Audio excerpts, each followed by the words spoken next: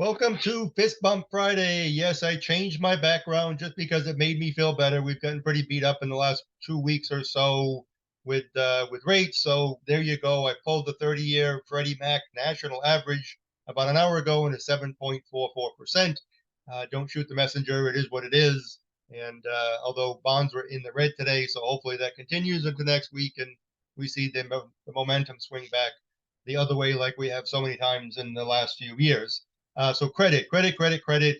There's always a theme every week, and this week's theme, at least people contacting me, ended up being, "Hey, I have shitty credit. What do I do?" So it really made me think about what do we do with those people that even if rates tank today, who you put into a home in the last 1, 2, or 3 years, they all want to refinance because they're sitting at 6, 7, 8%, even higher rates.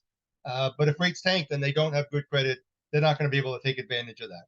So the moral to that story is just engaging with those clients and being that person to go, hey, is your credit in good shape? It should be, because refis and rates are going to go down and you're going to want to do that.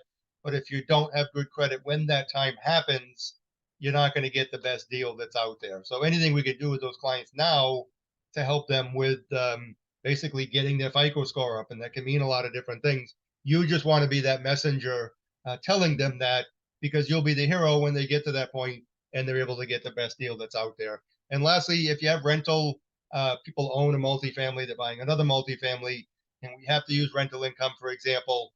A lot of those rules are changing because, yes, there is a lot of occupancy fraud that's still going on out there. So Fannie Freddie is tweaking some of the documentation requirements. So, for example, in the past, maybe you needed a lease if someone's leasing the apartment that they're in, the unit they're in.